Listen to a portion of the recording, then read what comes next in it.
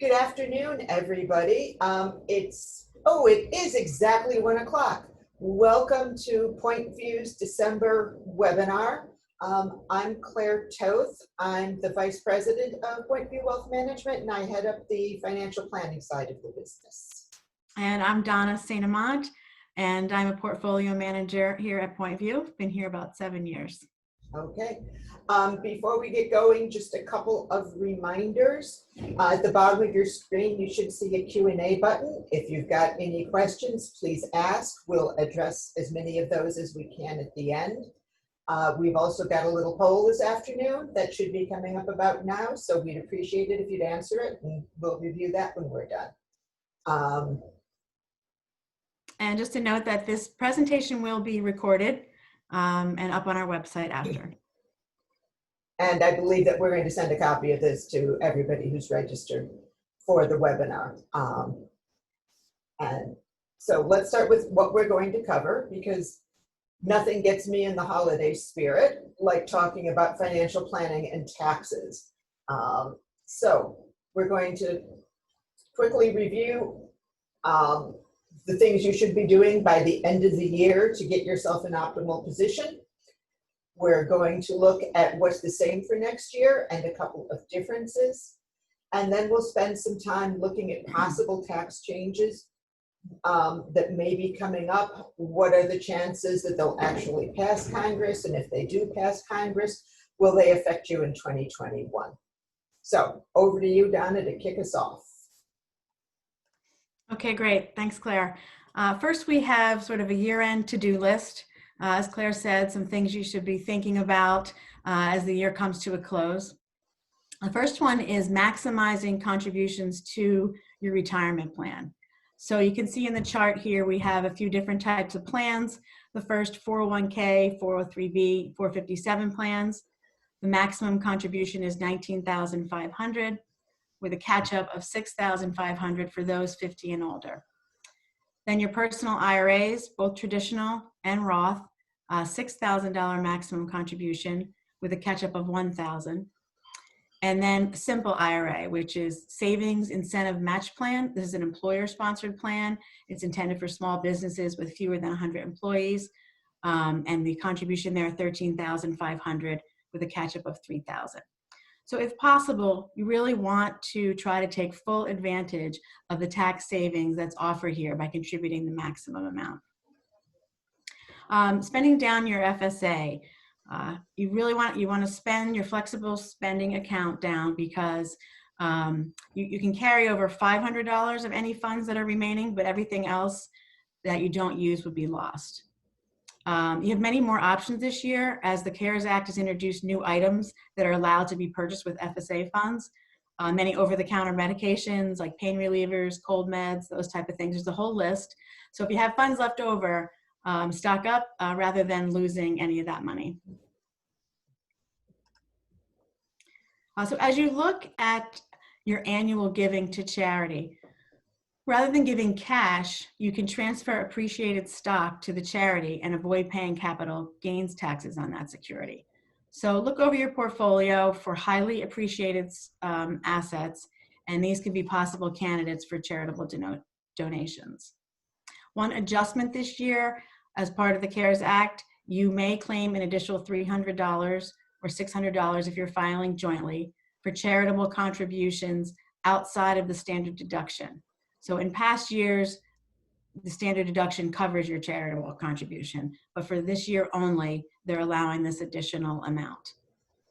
And then for those who itemize deductions, they can contribute and deduct 100% of their income to charity, but only 30% of this may be appreciated assets. The remainder has to be cash. And if you're gifting to family members, you can gift up to $15,000 that's per gift, without having to file a gift tax return. And this includes 529 contributions.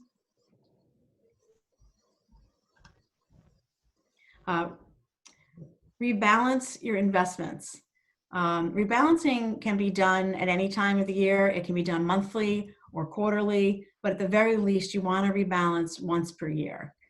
Most importantly, it should be done on a regular schedule, so you're not tempted to sort of change your allocation based on market sentiment, because that will leave you chasing the market ups and downs and will poorly impact your returns. So year end is a good trigger to remember to do this each year, especially this year with such a volatile market. Your intended allocation has likely moved away from your target, so you want to adjust your portfolio to get back on track. Tax loss harvesting. This can minimize taxes that are owed on capital gains. It can also be done as part of your rebalance. So you want to sell securities in your portfolio that are at a loss to offset any capital gains that you've realized throughout the year. Ideally, you could sell enough to offset all of your capital gain and then have an additional $3,000 loss, and that can be included on your tax return to offset ordinary income. Now, if your net losses are even higher than $3,000, they can be carried over to future tax years indefinitely. But you do need to be careful, be cautious of the wash sale rule. And that is, if you sell a security at a loss and then you buy it back within 30 days, you may not be able, the loss will be disqualified. You may not be able to take that loss. So you could check with your tax advisor for more on that. And just if I may jump in at one point, Sure. that 30-day rule is before and after the sale. It isn't just after, so you've got to watch that. It's really a 60-day window. Okay, thanks, Claire. And finally, should you do a Roth conversion?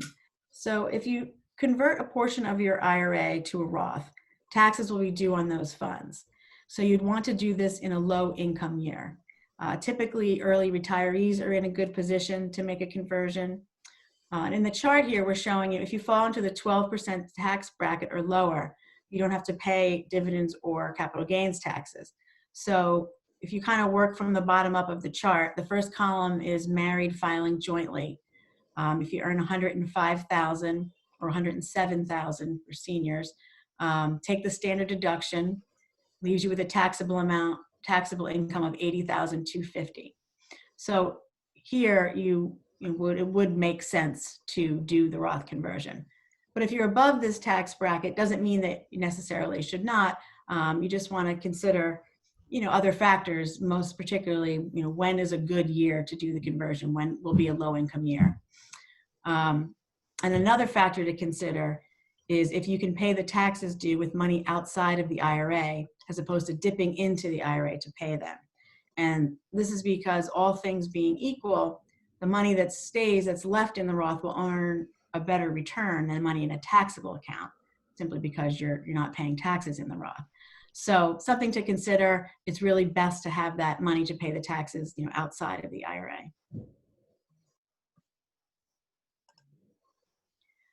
So that's the end of our list, but looking at some of the things we talked about, what's staying the same for next year, the retirement plan contribution limits that we spoke about and the flexible spending limits will all remain the same for 2021.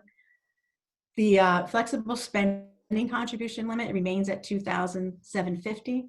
The only difference is that next year you'll be able to carry forward $550 in any used funds, whereas this year you're only carrying forward $500.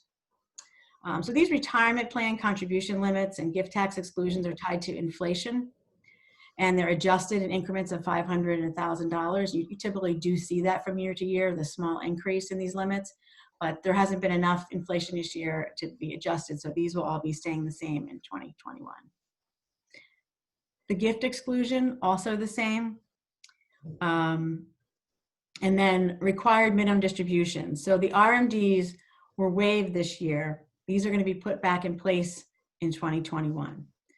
No changes to the formula, but in 2022, new life expectancy tables will be coming, extending life expectancy. So there'll be some change there in 2022. Now, because they were waived this year, you had a number of people that had already made their RMDs when they learned that they were not going to be required this year, so they repaid the RMDs back. So Claire is now going to talk a little bit more about how the IRS is handling this on the tax return for any of these RMDs that were repaid. Yeah, typically there are two ways to do tax-free distribution from a retirement plan. The first is a direct rollover. This can happen from IRA to IRA, or more commonly from your employer retirement plan. When you leave your employer, it's rolled out to your IRA. The money never goes through your hands. That's a direct rollover contribution. The other way it can work is money can go into your hands for up to 60 days. Either you pull it out of your IRA and put it back, or the employer distributes to you. You put it into an IRA within 60 days, and that's a 60-day rollover. You can do one of those in a rolling 12-month cycle, and they're all tax-free. So last year we had people who took required minimum distributions, maybe a couple of distributions early in the year. They were able to put one back in the IRA when the RMDs were suspended. Then later Congress passed a law that everyone could put their RMD distributions back so long as they did it by August 31st.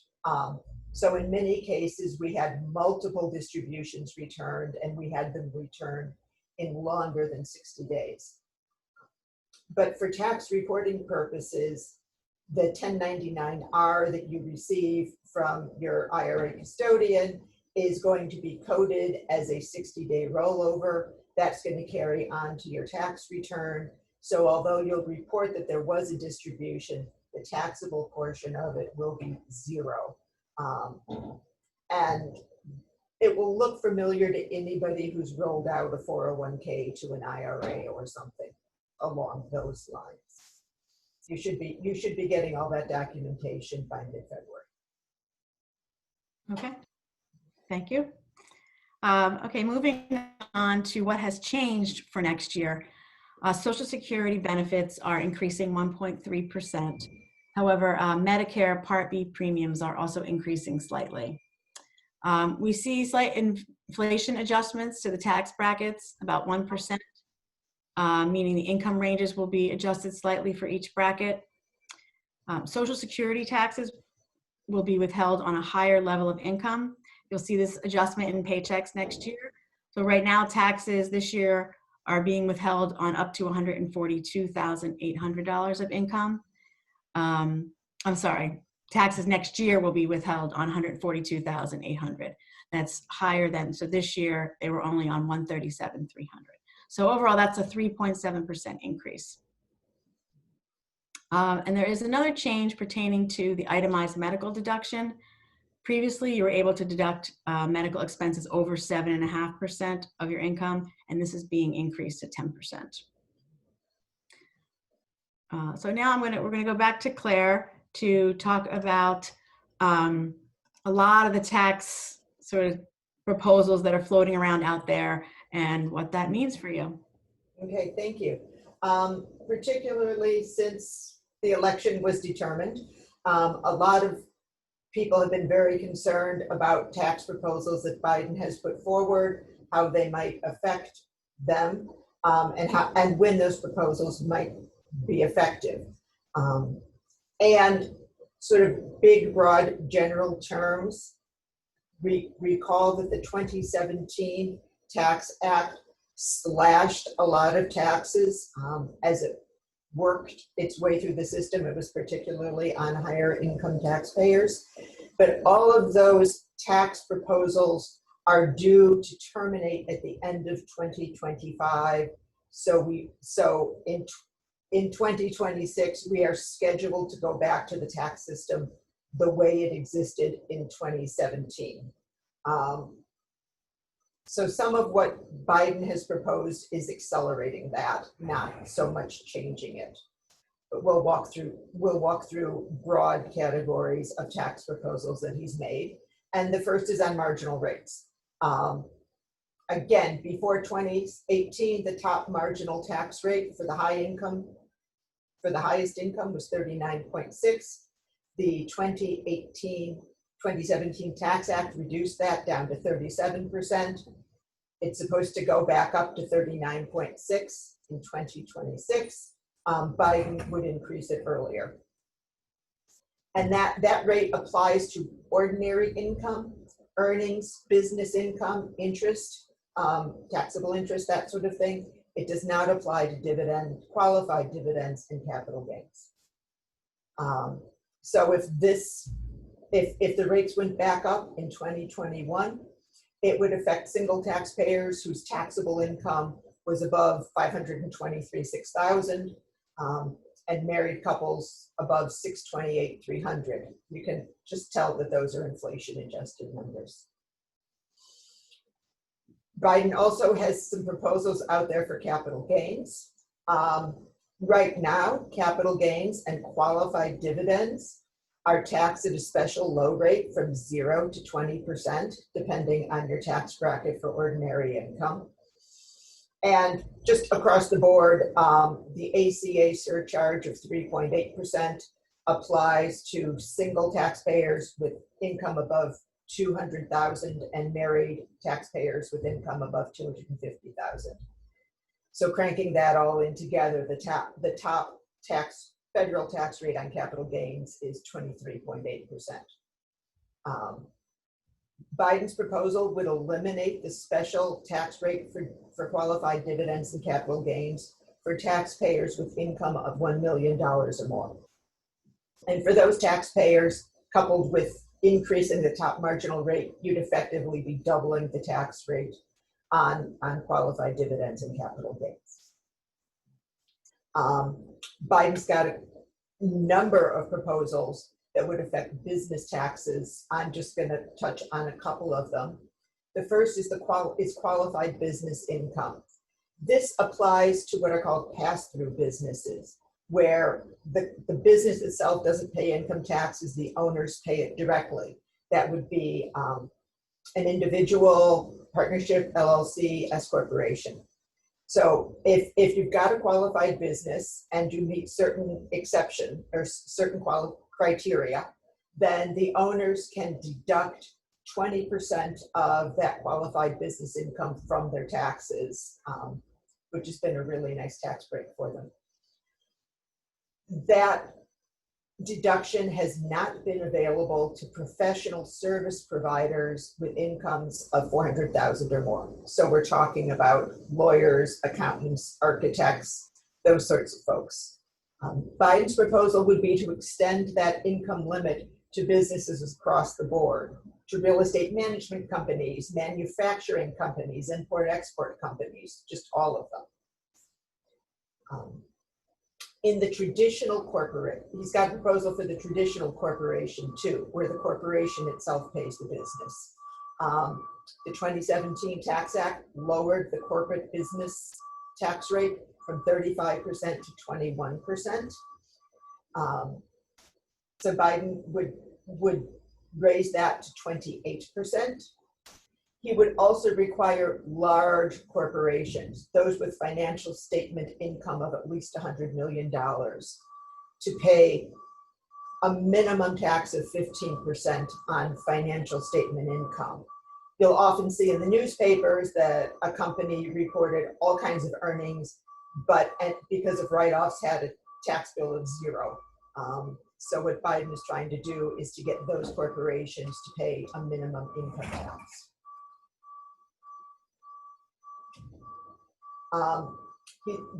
This is getting a bit into the weeds, so don't worry if you don't quite follow this, but Biden has also got some proposals to reduce the ability of higher income taxpayers to take itemized deductions. And some of these look like pre-2017 law. Right. In 2021, the standard deduction is $12,550 for singles, $25,100 for married filing jointly. So folks who itemize tend to be higher income taxpayers. Our most common deductions that get itemized is mortgage interest, the state and local taxes. Recall that that's $10,000 maximum you can deduct. Gifts to charity and medical expenses. Now the medical expense, to the extent those medical expenses exceed 10% of income. So if a married couple is limited to deducting $10,000 in state and local taxes, then the combination of mortgage interest, charitable gifts, and medical expenses has to exceed $15,000 in order to itemize. So we tend to see that with big mortgages and large gifts to charity. So what Biden has made two proposals that would reduce the value of those itemized deductions for higher income taxpayers. These would affect folks with incomes above 400,000. One would essentially cut back the value of those itemized deductions by a third for every dollar of income over $400,000. And just simple math, a taxpayer with an income of $700,000 who is itemizing would lose $100,000 in itemized deductions. And the other proposal would limit the value of those deductions to the 28% income tax bracket, even if the taxpayers were in the 35 or 39.6% bracket. The net effect of all of this is to push more and more taxpayers into the standard deduction. Biden has some estate tax proposals that have got people concerned. Under current law, every individual can give $11,700,000 to family during life and at death without paying any estate tax. That's the estate tax exemption.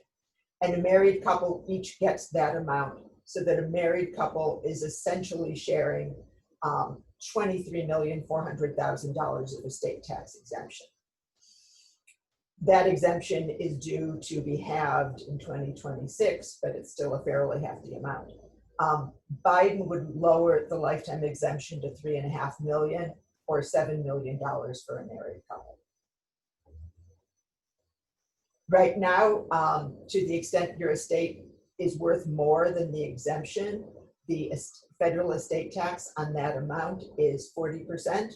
Biden's proposals would raise it to 45%. And finally, when someone passes away, most assets, those outside of retirement accounts and outside of annuities, get what's called a step-up basis. Whatever the fair market value of those assets were at the date of death becomes the brand new cost basis for those assets, so that the heirs can sell them for no gain or loss. That rule does not apply to retirement assets. It doesn't apply to annuities, a couple of other items out there. So Biden has there have been a couple of conflicting reports as to what Biden wants to do with that. One would be to eliminate the basis step up altogether, so that the heirs get the assets at what is presumably a lower cost basis. And when they choose to sell those assets, they're going to pay a larger capital gain. It does give the heirs the control of when and whether to trigger that gain. Another version of the proposal floating around out there is that everything will get marked to market, which basically means the good news is you get the basis step up, but you pay the capital gains at death. And if you combine the whopping capital gain at death with a 45% estate tax, we are talking real money. In my prior life, I was a tax regulator. I think that triggering that kind of gain at death is going to be very difficult to administer. That doesn't mean it might not happen. Biden's got some proposals around Social Security tax. Right now, as Donna mentioned, Social Security tax is coming out on the first $142,800 of earnings this year. That's on a per taxpayer basis. The employee and the employer each pay 6.2%, so that you've got a total of 12.4% going into Social Security. Biden would propose to reinstate the Social Security tax once earnings reach $400,000. It's pretty clear we tax the employee at least 6.2%. It's not totally clear what happens with the employer 6.2. If the employer pays it, the employee pays 12.4, or it just goes away. But do notice that this is on an employee basis, so that a married couple who earned together more than 400,000, but individually each less than 400, would not be subject to this. Biden has said that he would use the increased Social Security collections to shore up benefits for low-income retirees. I've been doing a lot of work on Social Security. The poverty rate for elderly unmarried women is 20%. And 25% of seniors report that they rely on Social Security benefits for 90% of their income. So low-income seniors really are a vulnerable population. It's not all gloom and doom. Biden does have some particularly tax credits that he wants to add or enhance. The first is the child tax credit. Right now it's $2,000 per child. He's proposed raising it to $3,600 and to make it fully refundable. A fully refundable credit means that you get the money even if you don't owe income tax. So it's essentially a refund without having paid the tax. Biden would also increase the dependent child care credit from $3,000 to $8,000 for up to 2 children, and that would be 50% refundable. He's proposed a new $5,000 credit for those who are caring for elderly relatives. One thing we've seen a lot this year, as families have chosen to bring their parents and grandparents out of congregate living facilities and care for them at home. This has been a burden for a lot of families, so this credit seems to be aimed at that. And then he wants more credits for first-time home buyers, renters, more aid for the low-income elderly, health insurance on public exchanges. So if all of this actually went through Congress, what would it look like? According to the Biden team, families earning less than $160,000, which is the vast majority of taxpayers, would see modest cuts. The key here is we're looking at families, which means basically you've got children or you've got elderly family members. If it's a single or just a couple, I don't know that there'd be any difference. Those with incomes $400,000 to $900,000, you'd see a modest increase, about 2.5%. Where you're going to see the bigger increase is the millionaires. Incomes above $900,000 could see the tax bill go up as high as 16%. The larger your income, the larger the percentage increase. So that's what could happen. Let's turn to the likelihood of, will this happen?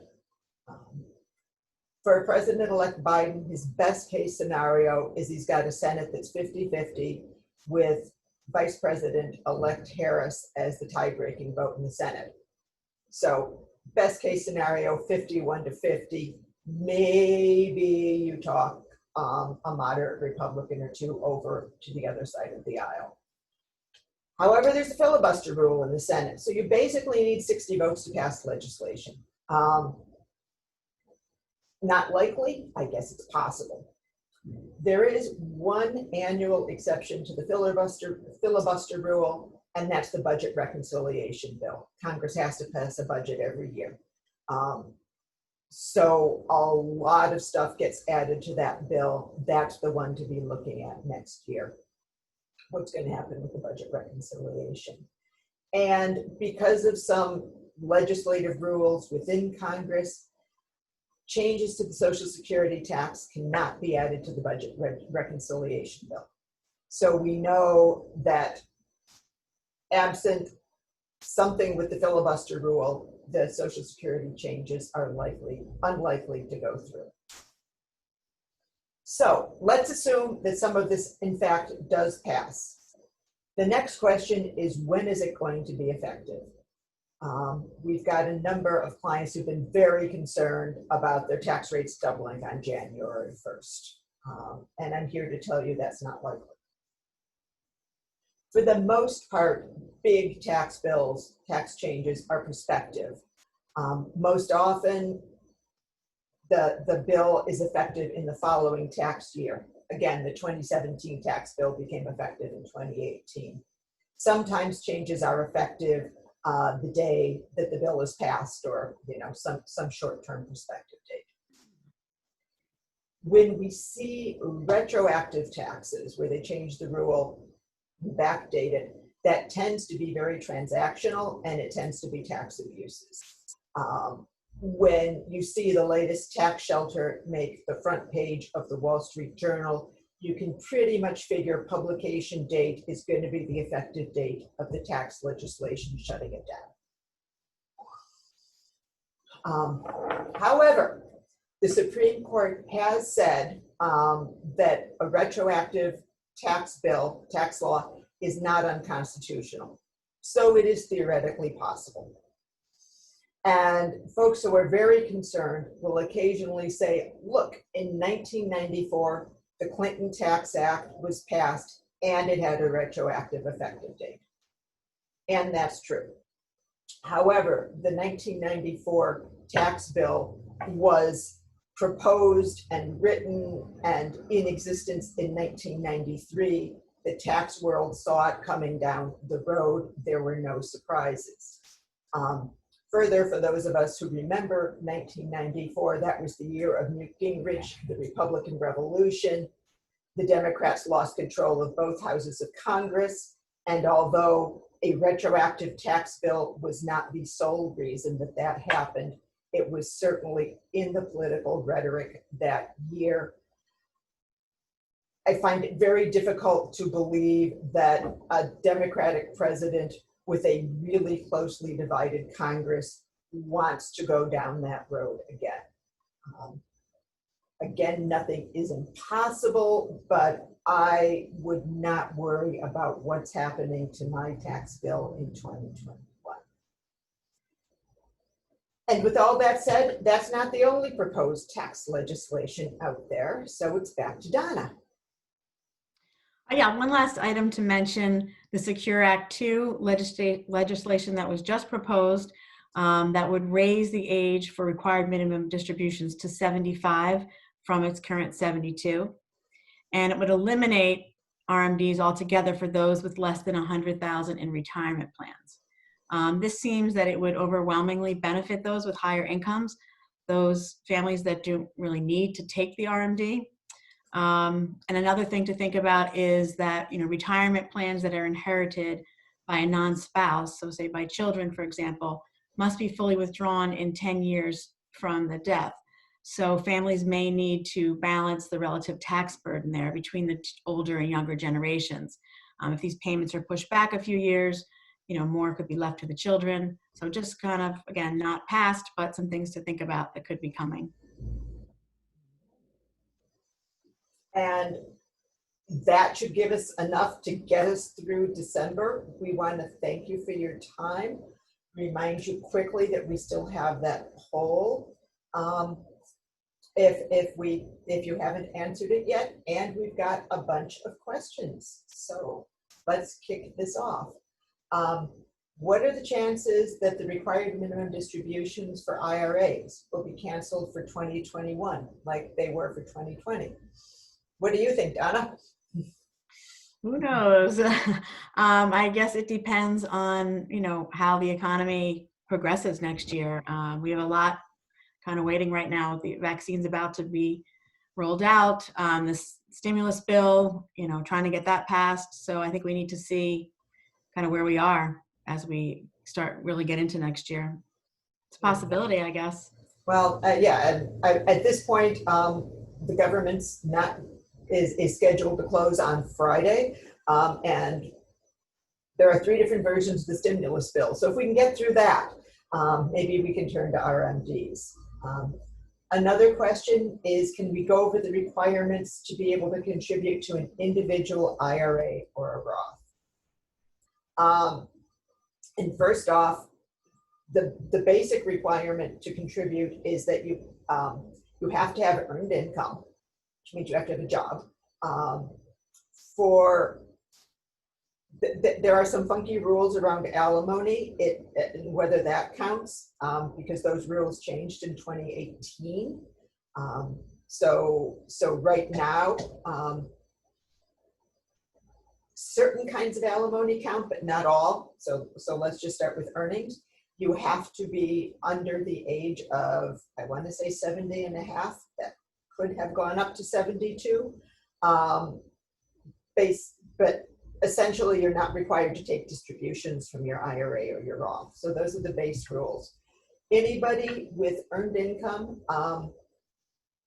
who's young enough can contribute. You can certainly contribute to an individual IRA.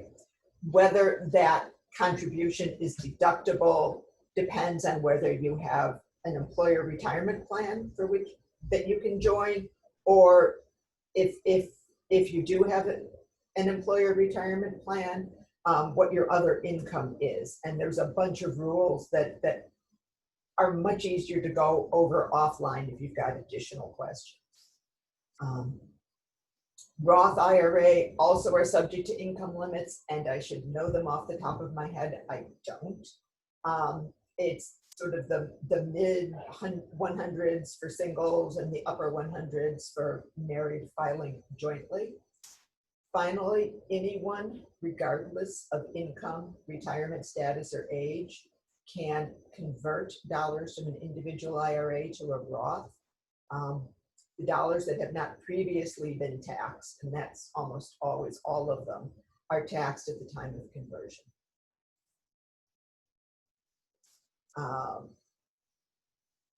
Got a question about whether an expensive dental procedure is deductible. And there are rules about whether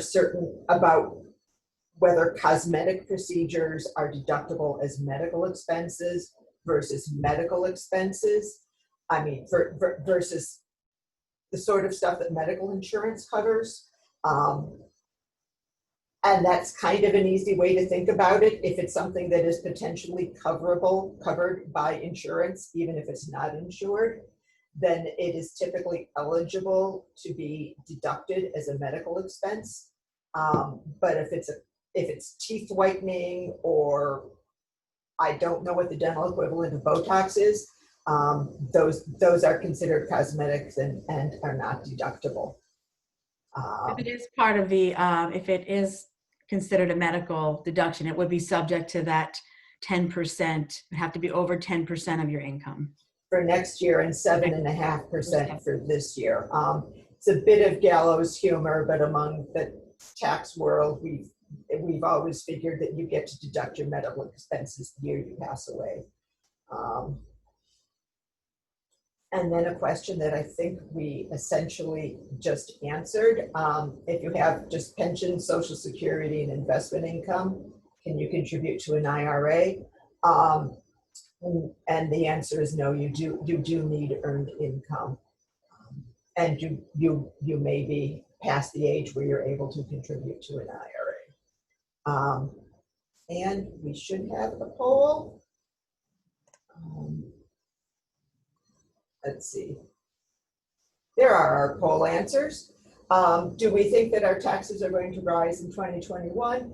And most of you thought that the Biden administration is going to raise tax rates this year and that it will affect you. And that's 46% of you.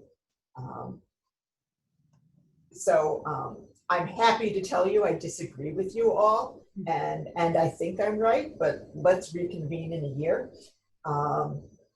A few of you says, yes, your taxes are going up because you're going to have to take retirement plan distributions again, or for some other reason. And a few of you, I'm sorry to say you lost income this year, or you've lost income, so you don't think you're going to be paying as much in taxes going forward. And the rest of you think your income will stay the same. So one more question, a couple more questions before we wrap up. Are the IRA conversions dollars counted toward the required minimum distribution? No, they are not.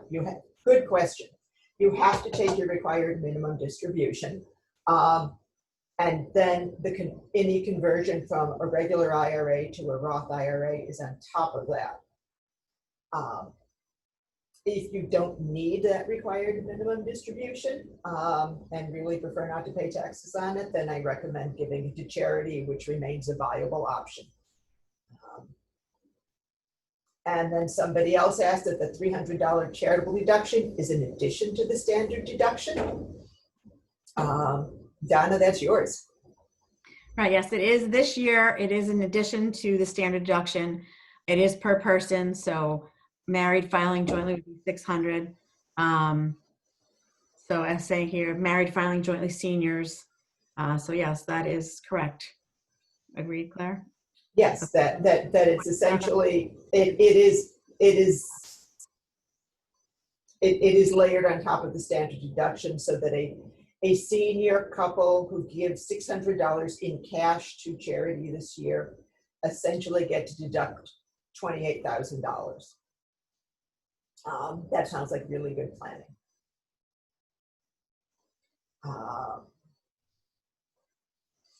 And then one more question: if you sell a stock for a gain, you can buy it back right away. No 30-day rule. That is correct. You've just given taxes to the government sooner than you should, and it's grateful to you for that.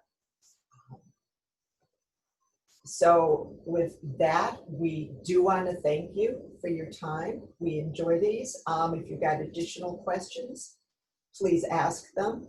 I know we will be sending this presentation out to you.